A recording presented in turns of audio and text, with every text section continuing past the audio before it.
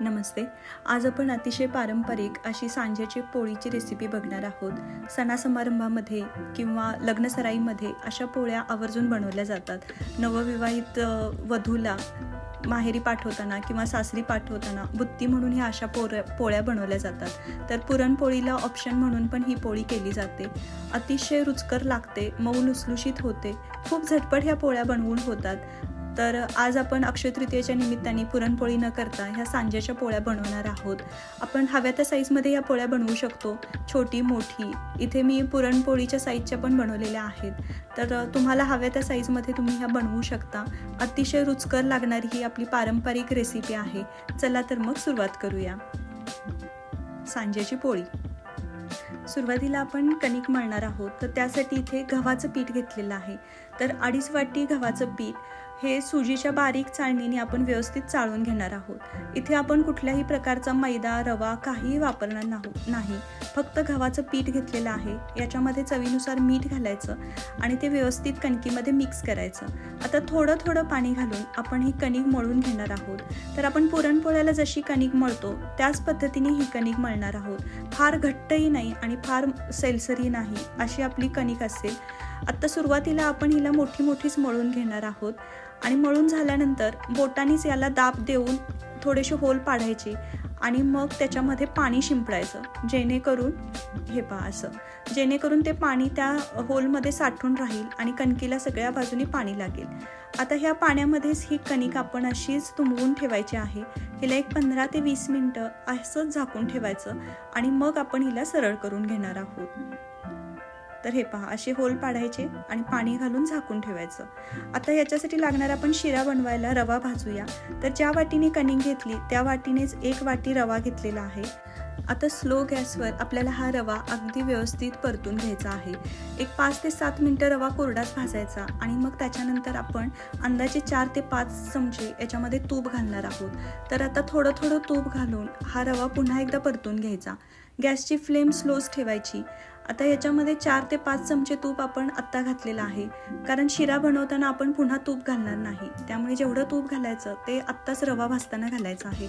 तर हे सगळं मिळून तूप अर्ध्या वाटीला थोडंसं कमी आहे. तर वाटीच्या अंदाजाने घ्या. तुम्हाला जर कप असेल तर वाटीच्या ऐवजी कप गृहीत धरून पण तुम्ही कपाच्या अंदाजाने बनवू शकता. आता रवा भाजून झालेला आहे. गॅसची फ्लेम ऑफ करायची आणि आता आपण साखरेचं पाणी बनवणार आहोत. तर त्याच वाटीने 1.5 वाटी पाणी घ्यायचं. आता 1.5 वाटी पाण्यामध्ये आपण 1 वाटी साखर घालणार आहोत. ही साखर आता स्लो गॅसवर आपण व्यवस्थित वितळून घ्यायची.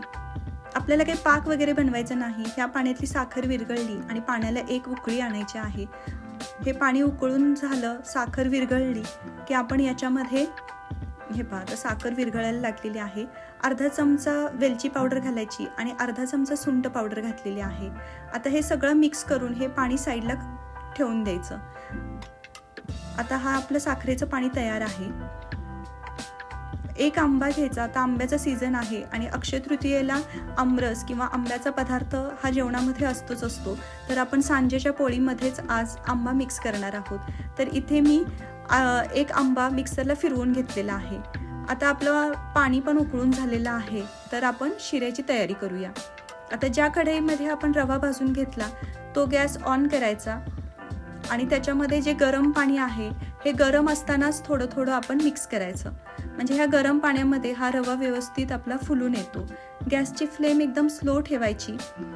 आता हे पहा, जेवढा रवा आपण घेतलेला त्याला हे पाणी आपलं व्यवस्थित मापात होतं. म्हणजे आपण 1 वाटी रवा घेतला तर 1.5 वाटी आपण त्याला पाणी घेतलेलं होतं.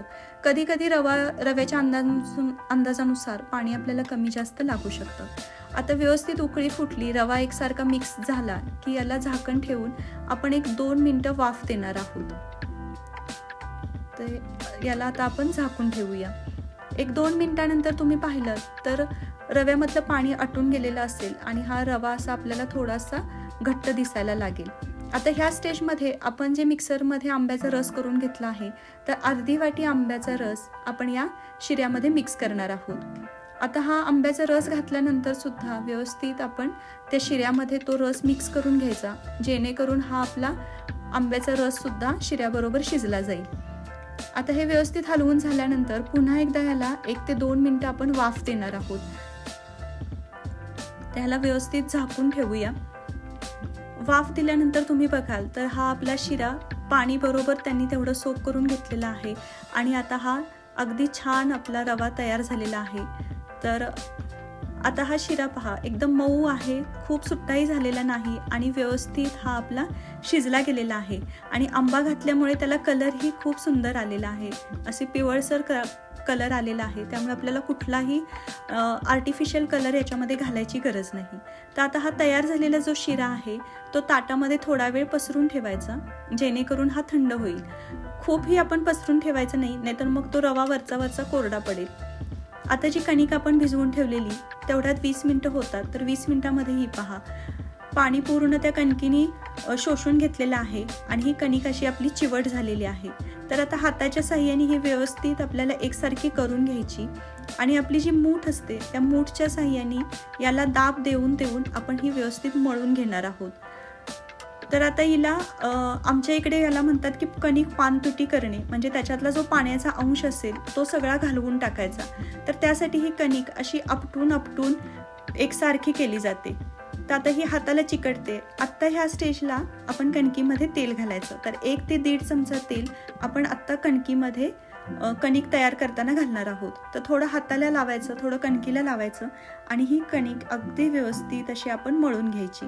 तर जेवढं तुम्ही मुठीच्या साहाय्याने तिला जोर द्याल आणि आपटून एकसारखी कराल तसं त्याच्यामधला पाण्याचा अंश हळूहळू कमी व्हायला चालू होतो आणि कणिक एकदम आपली अशी ताणली जाते आणि खूप सुंदर मळून होते. जर या पद्धतीने कणिक मळली तर तुम्हाला अजिबात याच्यामध्ये मैदा वापरायची गरज पडत नाही. ही कणिक अतिशय चिवट होते आणि तुम्हाला हवी तेवढी तुम्ही त्याला ताणू शकता. तर हे पहा, कणकेला शाईन ही खूप छान आलेला आहे आणि खूप मस्त आपली कणिक तयार आहे. आता जर तुम्ही थोडी हातात घेऊन पाहिली तर हे पहा, अजिबात तुटत नाही आणि एकसारखी ओढली जाते. म्हणजे आता आपली कणिक तयार झालेली आहे. तर आता आपली कणिक तयार आहे. आपला शिरा आपण गार करून घेतलेला आहे. आता ह्या दोन्हीचं प्रमाण बघितलं तुम्ही की कणिक आणि शिरा, तर ही आपल्याला एकसारखी होते. म्हणजे तुमच्या पोळ्या लाटून झाल्यानंतर कणिक आणि शिरा व्यवस्थित एकसारखा संपला जातो, काहीही शिल्लक राहत नाही.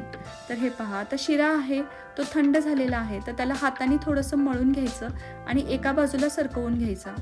फार उघडा ठेवायचा नाही, नाहीतर मग तोही आपल्याला वरवरून त्याला कोरडा पडेल.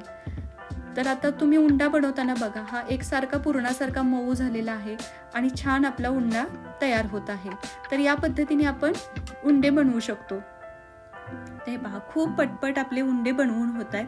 तर आता आपण पोळी लाटायला सुरुवात करूया. कणिक तयार आहे, उंडे तयार आहेत.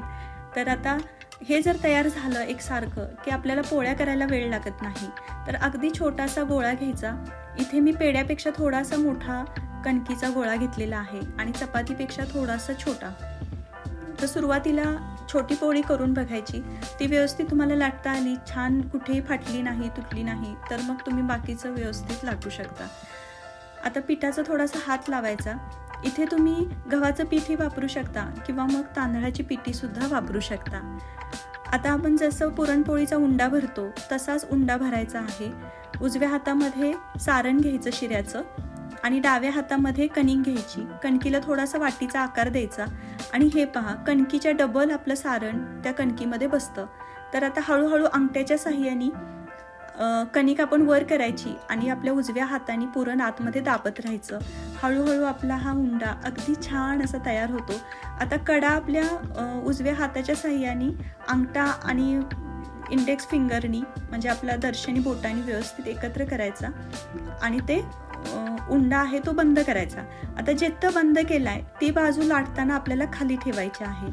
तर हे पहा, आता पिठामध्ये घोळवून घ्यायचं आणि उंडा जो आपण बंद केला ती बंद केलेली बाजू तळाला टाकायची आणि हाताने दाबून असं हे पुरण एकसारखं सगळीकडे पसरून घ्यायचं. आता नेहमी आपण पोळी लाटतो तसं हलक्या हाताने ह्या पोळीला आपण लाटून घेणार आहोत. तर खूप झटपट पोळी तयार होते, कारण आपली कणिक छान भिजलेली आहे, शिराही आपला अगदी मापात छान तयार झालेला आहे. तर याच्यामध्ये आपल्याला हळद सुद्धा घालायची गरज पडत नाही. आंब्याने याला खूप सुंदर कलर येतो.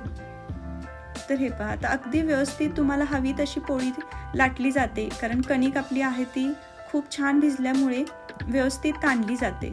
तर अगदी तुम्ही तेलाच्या पोळीसारखी हिला हवं तसं पातळ करू शकता. गरज पडेल तेव्हा पिठाचा हात लावा. आणि मग काठ बारीक केले की आपली ही पोळी तयार. सारण तुम्ही बघाल तर एकसारखं अगदी काठापर्यंत सुद्धा गेलेलं आहे, कुठेही काठ रिकामा दिसत नाही. आता गरम तव्याला थोडंसं तेल लावायचं आणि ही पोळी परतायला टाकायची. आता टाकल्यानंतर जेव्हा वरचा कलर पोळीचा पहा हळूहळू चेंज व्हायला सुरुवात होतो, असा चेंज झाला की आपल्याला ही पोळी उलटून घ्यायची आहे. उलटल्यानंतर मीडियम गॅसवरच आपण हिला भाजणार आहोत. तर जसं भाजेल तसं ही पोळी फुलायला सुरुवात होते आणि छान टमटमीत अशी ही पोळी आपली फुगते. फुगल्यानंतर तिला खालून वरून तुम्ही तेल लावू शकता किंवा मग तूप लावून पण हिला भाजू शकता. तर हे पहा, आता छान आपली पोळी अशी टमटमीत फुगायला सुरुवात झालेली आहे. ह्या छोट्या छोट्या गोष्टी जरी लक्षात ठेवल्या तरी आपली पुरण ही छान होतं आणि कणिक ही छान होते. त्यामुळे पोळी कुठेही तुटत नाही, चिटकत नाही, सारण त्याच्यातलं बाहेर येत नाही. आणि कलर पण पहा, अतिशय सुंदर कलर येतो. आता एक पोळी लाटून झाली की आपल्याला अंदाज येतो की आपण किती कणिक घेऊ शकतो आणि किती पुरण त्याच्यामध्ये भरू शकतो. तर जेवढा उंडा असेल त्या उंड्याच्या जवळजवळ डबल आपण याच्यामध्ये हा शिरा भरू शकतो. हे पहा, इथे मी भरपूर शिरा घेतलेला आहे आणि तो तेवढ्या छोट्या उंड्यामध्ये अगदी व्यवस्थित बसतो. असे उंडे बनवून घ्यायचे. मध्ये मध्ये अगदीच चिकटत असेल असं वाटलं तर थोडासा पिठाचा हात लावायचा आणि हा उंडा आपला तयार होतो. आता जो उंडा बनवलाय त्याची वरची बाजू मी म्हटलं तसं की आपल्याला लाटताना ती खाली करायची आहे. तर आता हे व्यवस्थित मी गव्हाच्या पिठामध्ये घोळवून घेतलेलं आहे. आता थोडंसं दाबून आपल्याला पुरण एकसारखं करून घ्यायचं आणि अशा ह्या पोळ्या अगदी झटपट अशा एकसारखी लाटून घ्यायची.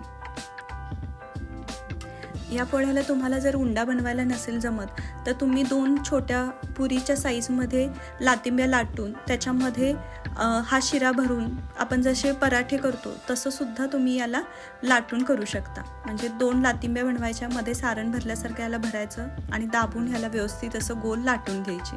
तर त्या पद्धतीने जरी तुम्ही ह्या पोळ्या केल्यात तरीही त्या अतिशय सुंदर होतात, छान फुलतात, अशा टमटमीत फुगल्या जातात. तर तुम्ही तशाही लाटू शकता. तेव्हा साईज तुम्ही थोडी छोटी ठेवली तरी हरकत नाही. आणि याच्यामध्ये साखर मात्र प्रमाणात घाला, कारण ह्या पोळ्या नेहमीच्या शिऱ्यापेक्षा आपल्याला शिरा थोडासा गोड करायचा असतो, जेणेकरून ही पोळी आपली गोड होईल. कारण शिऱ्याच्या वर ह्या कणकीचंही आवरण लागतं ना, त्यामुळे शिरा जेवढा गोड असेल तेवढी ही पोळी गोड लागते. आणि आता ह्याच्यामध्ये आपण आमरस घातल्यामुळे आमरसाचीही चव येते.